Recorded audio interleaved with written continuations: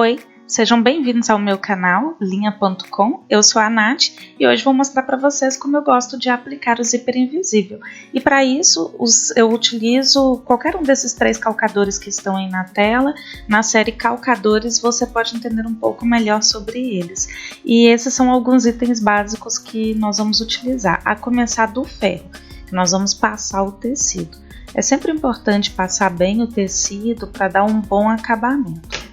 E agora nós vamos medir no tecido, que vamos colocar o zíper, o tamanho que queremos esse zíper. No caso aí, eu escolhi 11 centímetros. Por quê? Porque não tem zíper desse tamanho. Então eu queria mostrar para vocês que é possível sim reduzir um zíper. E aí no decorrer do vídeo vocês vão entender melhor esse processo. Então eu coloquei 11 centímetros, marquei nos 2 lados do tecido, no lado certo do tecido. E agora eu também marco no zíper, a começar desse pedacinho aí, olha, que é onde começa os dentinhos mesmo do zíper, né? Então a partir desse ponto eu vou medir também 11 centímetros.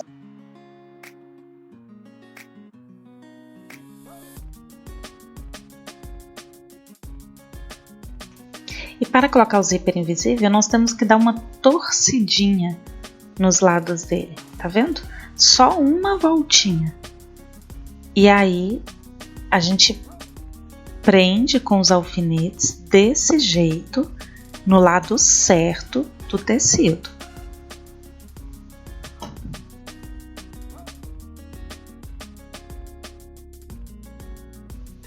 E então repetimos esse mesmo processo na outra metade do zíper invisível.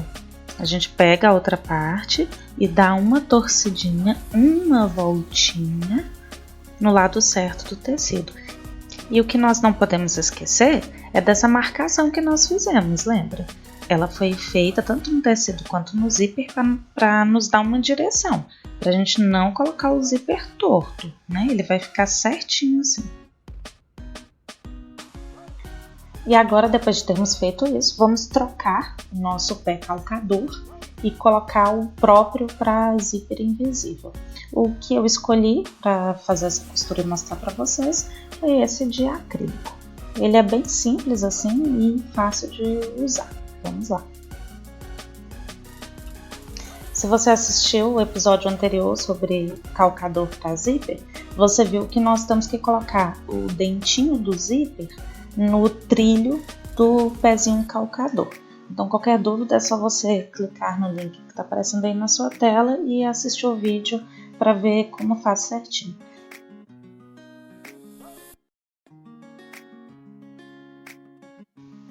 Eu confesso que esse não foi o melhor tecido para mostrar para vocês como se utiliza o zíper, porque o cetim ele desfia muito e eu não quis passar o overlock porque a ideia era só destacar o zíper mesmo, né?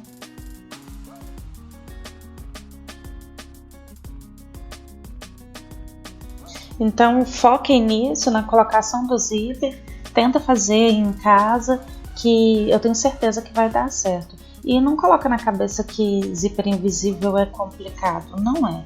Porque se você pensar assim, vai acabar tendo um bloqueio e toda vez que for colocar um zíper, você vai esquecer de um procedimento simples e aí vai realmente parecer complicado. Mas se você seguir aí o passo a passo, vai ver que vai dar certinho aí e sozinha, só com a ajuda do vídeo, você vai conseguir fazer.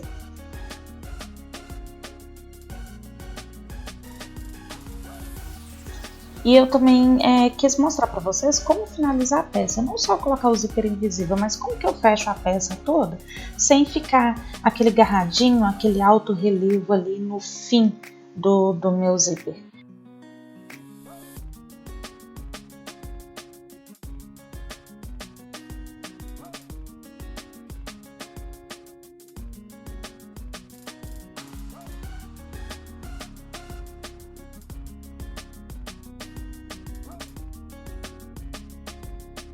E vocês que são modistas já experientes vão perceber que eu cometi um engano aí. Eu usei o cetim e esqueci de alargar o ponto dele. Eu coloquei muito apertado, porque antes eu estava costurando uma peça de lãzinha. Então, para tentar amenizar o erro aí, eu passei bem a ferro. Como eu já falei com vocês, o ferro ele é excelente. Não só para facilitar o manuseio da peça, a aplicação de qualquer coisa que você queira fazer ali no tecido, mas também para dar o acabamento final. Então eu estiquei bem o tecido e dei uma passada boa nele ali, e vocês vão ver que no final não vai ficar assim tão enrugado. E é até bom, porque essa questão de regular o ponto da máquina vai ser um tema por um próximo episódio aí para vocês.